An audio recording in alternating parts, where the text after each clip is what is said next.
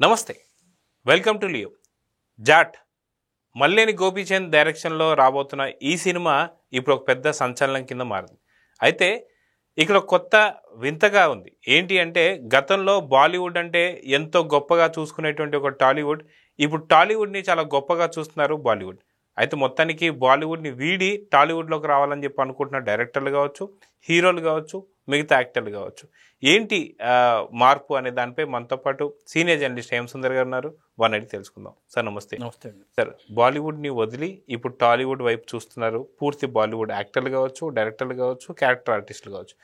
దీంట్లో ఇంత మార్పును ఎలా చూడాలి? అదేవిధంగా మల్లేని గోపీచంద్కి సంబంధించిన డైరెక్షన్లో జాట్ అనే సినిమా రాబోతుంది. ఈ సినిమా ట్రైలర్ ఎలా ఉందంటే ఏం చెప్తారు? ఇప్పుడు మీరు అన్నట్టుగా అక్కడ వాళ్ళు ఇక్కడ రావాలనుకుంటున్నారు. గతంలో ఇక్కడ వాళ్ళు అక్కడికి వెళ్ళాలని తాపత్రయపడేవాళ్ళు, అంటే ప్రమోషన్ దొరికినట్టుగా భావించేవాళ్ళు.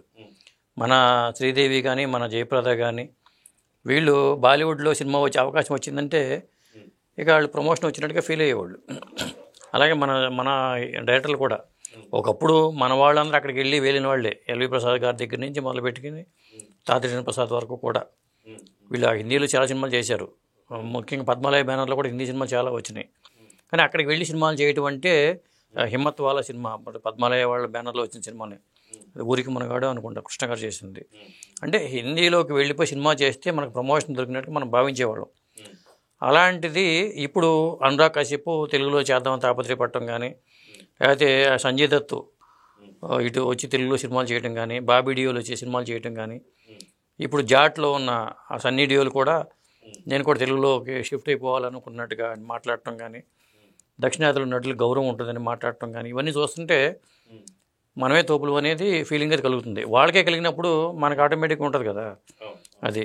ఇక మీరు ట్రైలర్ అన్నారు, ఇది చూసుకుంటే పక్కా మాస్ ఫీస్ట్ లాగా ట్రైలర్ అయితే ఉందండి. అయితే మనం చూసుకుంటే ఎవరికి సంబంధించిన గొప్పదనం ఇదంతా అని చెప్పేసి అనుకుంటే ఎవరిని అనుకోవాలి? అంటే హీరోల గురించి అనుకోవాలా, లేదా డైరెక్టర్ గురించి అనుకోవాలి? ఎందుకంటే కెప్టెన్ అనేవాడు డైరెక్టరే కాబట్టి, షిప్ కెప్టెన్ డైరెక్టర్ అవుతాడు ఇక్కడ కాబట్టి. ఇది టాలెంటెడ్ డైరెక్టర్దే. ఇప్పుడు సందీప్ రెడ్డి వంగ యానిమల్ చేసిన, ఇప్పుడు మల్లేని గోపీచంద్ జాట్ చేసిన, రేపు భవిష్యత్తులో మన రాజమౌళి గారు బాహుబలి లాంటి సినిమాలు హిందీలో రిలీజ్ చేసినా కానీ డైరెక్టర్లు గొప్పతనమే అనుకోవాలి ఖచ్చితంగా. అంటే మన దగ్గర క్రియేటివిటీ ఉన్న డైరెక్టర్లు ఎక్కువ మంది ఉన్నారు. అక్కడ తమిళనాడులో కూడా ఉన్నారు, కానీ ఒకప్పుడు వాళ్ళు కూడా మంచిగా చేసేవాళ్ళు, వాళ్ళు ఫెయిల్ అవుతున్నారు. ఈ మన టైం మనకు వచ్చింది ఇప్పుడు. అందుకనే బాలీవుడ్ వాళ్ళు కూడా మనకే మొగ్గు చూపుతున్నారు. ఇక మనకి ట్రైలర్ చూసుకుంటే, ట్రైలర్లో నా పొలంలో దున్నుతుంటే శవం బయటపడుతుంది. అంటే ఆ పొలాల్లో చాలామంది శవాలు బయటపడటంతో అక్కడ అసలు ఎవరున్నారు ఏంటి అనే దాని మీద దర్యాప్తు కోసం ఒక అధికారి రావటం కానీ, అసలు ఎవరి కంట్రోల్లో ఉందంటే రణతంగా అనే వ్యక్తి కంట్రోల్లో, ఇక్కడ ఈ ఊరికి హెడ్ వాడి కంట్రోలే. వాడి ఇక్కడ లంక లాంటి దీనికి, లంకకి రావణసుడు ఎలాగో ఈ ఊరికి రణతంగ అలాగా అనేలాగా ఎలివేట్ అయింది. అంటే విలనిజాన్ని బాగా ఎలివేట్ చేశారు. అంత పవర్ఫుల్ విలన్ని ఆ సన్నీ డియోల్ పాత్ర వచ్చి ఎలా ఎదుర్కొన్నాడు అనేది ఓవరాల్గా కథాంశం అనేది మనకు అర్థమవుతుంది. కాకపోతే ఈ సినిమాలో మనకి ఏంటంటే, మనకు పరిచయం ఉన్న తెలుగు ఉన్నట్లు చాలామంది తెలుగులో సినిమాల్లో కనిపించిన వాళ్ళు అందరూ చాలామంది విలన్లు కానీ, రౌడీలు కానీ, తెలుగు రౌడీలు కానీ. ఎందుకంటే మల్లేని గోపీచంద్ కాబట్టి ఇక్కడ వాళ్ళు కూడా అక్కడ అవకాశం కల్పించడం, బహుశా దీన్ని తెలుగులో కూడా రిలీజ్ చేసే ఆలోచన అయితే ఉంటుంది. లేకపోతే గతంలో చేసిన సినిమాకి ఏమైనా కొద్దిగా అడాప్ట్ చేసుకుని ఆ కథాంశం చేసి ఉండొచ్చా అనేది తెలియదు. కానీ మొత్తానికి జాట్ ట్రైలర్ అయితే చూసుకుంటే ఒక మాస్ ఫీస్ట్ లాగా అనిపించింది.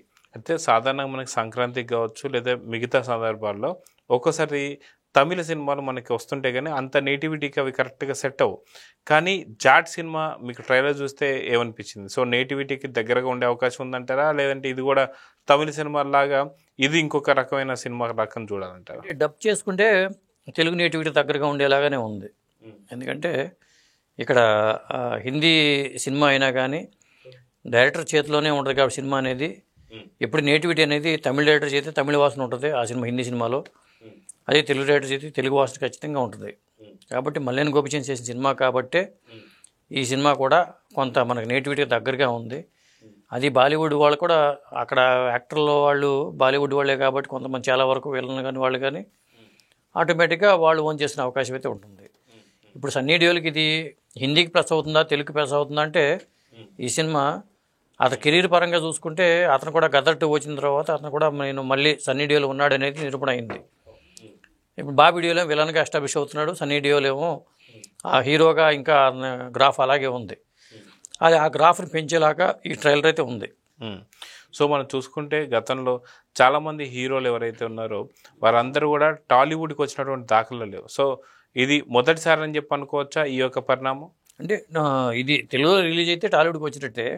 ఇప్పుడు గద్దర్ సినిమా కూడా తెలుగులో లేదు, అది హిందీలో రిలీజ్ చేశారు. వాళ్ళు ఏంటంటే పాన్ ఇండియాగా చేద్దాం అనే ఆలోచన వాళ్ళకి రావట్లా. మొన్న వచ్చిన చావా కూడా చివరిలో మధ్యలో మార్చి 10 రోజుల గ్యాప్తో వాళ్ళు రిలీజ్ చేశారు. కానీ ఆ ఆలోచన ముందుకు వచ్చి ఉంటే ఇంకా ఎక్కువ వసూళ్ళు వచ్చి ఉండేది చావాకి. కానీ అక్కడ వాళ్ళు ఇదే అయ్యారు. ఎందుకనే వాళ్ళు వెనకాడుతున్నారు తెలుగులోకి డబ్ చేసి తమిళ్లో డబ్ చేసి రిలీజ్ చేద్దామని. అమ్మప్పగా కవును సినిమాని ప్రేమ పౌరాలుగా తర్వాత రిలీజ్ చేశారు. ఇప్పుడు ఒకేసారి చేసుకుంటేనే బెటరు. ఇప్పుడు జాట్ సినిమా అయినా సరే, లేకపోతే ఇప్పుడు వచ్చే సికిందర్ కానీ, ఇప్పుడు సికిందర్ కూడా తెలుగులో లేదు, సల్మాన్ ఖాన్ సినిమా. వాళ్ళు మరి వెనకాడుతున్నారేమో అనిపిస్తుంది. భయపడుతున్నారా డబ్ చేయడానికి? అనవసరం ఖర్చు ఎందుకు అనుకుంటున్నారా? లేకపోతే తెలుగు వాళ్ళందరికీ హిందీ వచ్చు అనుకుంటున్నారా? అది తెలియదు. కానీ హిందీ మనకు రిలీజ్ చేసిన యాక్సెప్ట్ షోలే ఆడలేదా, ఇది ఎందుకు ఆడదు అనుకుంటున్నారా? తెలియదు. సో ఓవరాల్గా చూసుకుంటే ఈ సినిమా ట్రైలర్ చూశారు కాబట్టి సినిమా ఎలా అనిపించింది అంటే ఏం చెప్తారు? ట్రైలర్ పరంగా చూసుకుంటే సన్నీ డియోల్కి ఒక మళ్ళీ మాస్ పాత్ర దొరికింది. అలాగే ఒక పవర్ఫుల్ విలన్ పాత్ర కానీ, చాలా పక్కాగా మాస్ ప్రేక్షకులకు కావాల్సిన మసాలా అంతా దట్టించి మళ్ళీ గోపిచంద్ ఈ సినిమా చేసాడని అనుకోవాలి. ముఖ్యంగా డైలాగులు కూడా చాలా పవర్ఫుల్గా ఉన్నాయి. ఆ క్లైమాక్స్లో వచ్చే డైలాగ్ కానీ ఇవన్నీ పవర్ఫుల్గా ఉన్నాయి. కాబట్టి ఈ సినిమా ఏప్రిల్ 10వ తారీఖు సినిమా రిలీజ్ కాబోతుంది. చూడాలి తెలుగులో మరి ఎలాంటి రెస్పాన్స్ ఉంటుందో. సో చూద్దాం సార్. మొన్న ఈ మధ్య చూసినటువంటి ఒక చావా కావచ్చు, అదేవిధంగా చావా కోవలోకే రాబోతుంది ఈ సినిమా కూడా, జాట్ కూడా. సో అది మళ్ళీ గోపిచంద్ డైరెక్టర్ కాబట్టి ఎలా ఉండదు చూద్దాం మరి. నమస్తే. నమస్తే అండి.